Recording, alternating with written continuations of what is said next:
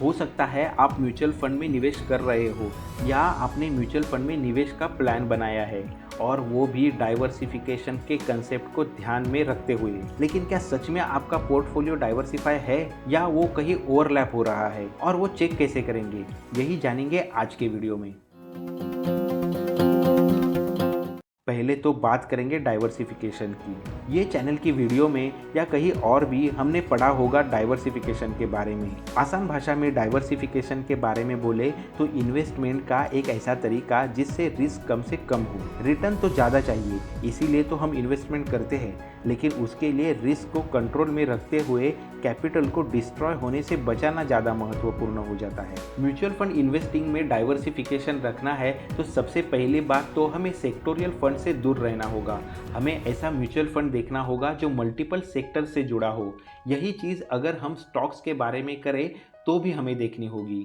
जैसे अगर हमारी investment IT, pharma, auto, FMCG ऐसे मल्टीपल सेक्टर्स में होगी तो कोई एक सेक्टर खराब परफॉर्म कर रहा होगा तो दूसरा सेक्टर वो खराब परफॉर्म को बैलेंस कर लेगा। तो क्या हम सेम कैटेगरी के फंड्स लेकिन अलग अलग फंड हाउस से हो तो ले सकते हैं? यानी एग्जाम्पल के तौर पे लार्ज कैप कैटेगरी के फंड एचडीएफसी से भी खरीदे और कोटक से भी खरीदे, तो क्या ये सही होगा? और इस डिसीजन को वैलिडेट करना है तो वो कैसे करेंगे?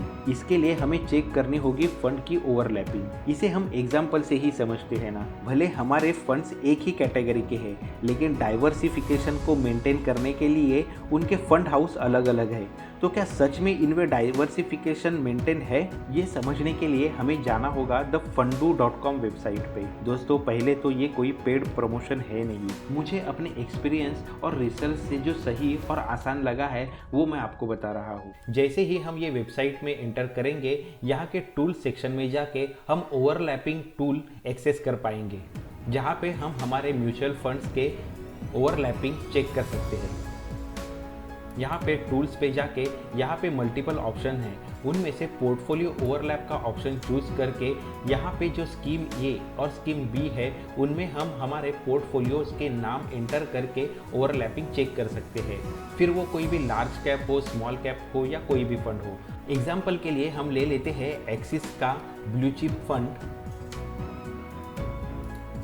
तो दूसरा ले लेते हैं कैनरा रोबेको का ब्लू चिप फंड।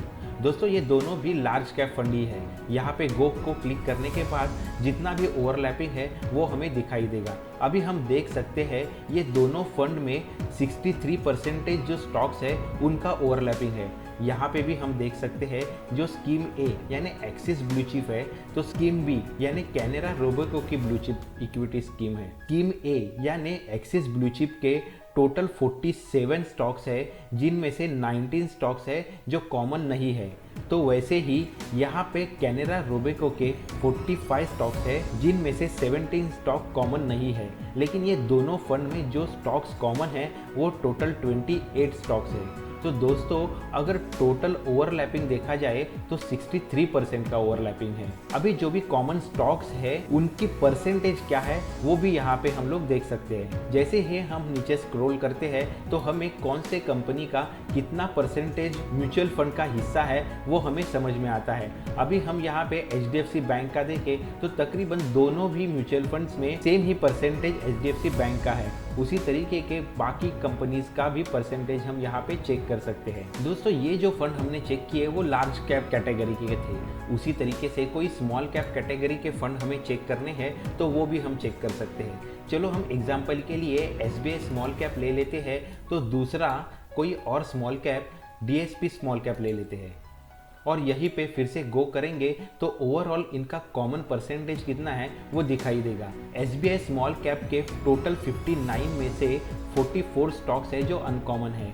तो वैसे ही डीएसपी स्मॉल कैप में 59 स्टॉक्स है जो अनकॉमन है। तो ये दोनों स्कीम में जो कॉमन स्टॉक्स है वो 15 स्टॉक्स है, और टोटल अगर पोर्टफोलियो का ओवरलैप देखा जाए तो 18% है। और जिस तरीके से लार्ज कैप फंड के लिए हम लोगों ने पोर्टफोलियो में जो भी स्टॉक्स है उनका परसेंटेज चेक किया, वैसे ही यहाँ पे भी हम लोग ये चेक कर सकते हैं। तो फंड का अगर परफॉर्मेंस हमें चेक करना है यानी परसेंटेज रिटर्न हमें चेक करने हैं, तो उसके लिए भी ये वेबसाइट हमें काम में आ सकती है। इसके लिए हमें फिर से टूल्स में जाना है और वहाँ पे जो रिटर्न कंपैरिजन है उसको सिलेक्ट करना है। यहाँ पे आके जो 2 फंड का हमें कंपैरिजन करना है वो 2 फंड हमें यहाँ पे ऐड करने होंगे।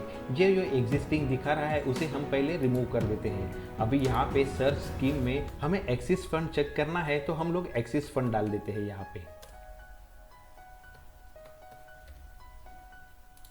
और उसी के साथ जो दूसरा फंड हमें चेक करना है वो कैनेरा रोबेको का है तो उसका नाम यहाँ पे ऐड कर देते हैं। अभी हमें अगर लास्ट 5 सालों का परफॉर्मेंस चेक करना है तो हमें 5 ईयर्स पे क्लिक करना होगा। अभी हम देख सकते हैं दोनों का भी ग्राफ कैसे है, एक ही सिंक में चल रहा है। उनके परसेंटेज में जो डिफरेंस है वो इसलिए है ताकि दोनों का कॉमन सेक्शन है वो 63% है, तो जो बाकी सेक्शन है उनके वजह से ये डिफरेंस यहाँ पे नोट हो रहा है। तो दोस्तों जो भी हमारे पोर्टफोलियो में म्यूचुअल फंड्स है उनका ओवरलैपिंग चेक करना है तो उसके लिए thefundu.com वेबसाइट हमें ज़रूर मदद कर सकती है। अभी और एक सवाल आता है, ओवरलैपिंग कितना हो तो सही हो? अभी दोस्तों जितना भी मैंने रिसर्च किया है या अभी तक जितनी भी स्टडीज़ हुई है, जो एक्सपर्ट्स मानते हैं उसके अनुसार 40% या उससे कम ओवरलैपिंग हो तो ऐसे फंड में निवेश किया जा सकता है। अगर वीडियो को समराइज़ करें तो हमारा कंक्लूजन ये होगा कि जैसे हम रेस्टोरेंट में खाने के लिए जाए तो अलग अलग डिशेस मंगाते हैं जिससे डिफरेंट टेस्ट बनी रहती है। म्यूचुअल फंड्स का भी कुछ ऐसे ही है। अगर 30-40% तक ओवरलैपिंग हो तो भी ज़्यादा परेशानी नहीं है, लेकिन अगर हम बहुत एग्रेसिव इन्वेस्टमेंट कर रहे हैं जहाँ पोर्टफोलियो में large cap, mid cap, hybrid, flexi cap ऐसे मल्टीपल कैटेगरीज आ जाती है तो ओवरलैपिंग के चांसेस बढ़ जाते हैं। तो दोस्तों ये था म्यूचुअल फंड निवेश का और एक फंडा। वीडियो पसंद आया है तो इसे ज़रूर लाइक करें, अपने दोस्तों के साथ शेयर करें। आप चैनल पे नए हो तो सब्सक्राइब करें। कुछ सजेशन है तो कमेंट करके ज़रूर बताइए। Thanks for watching.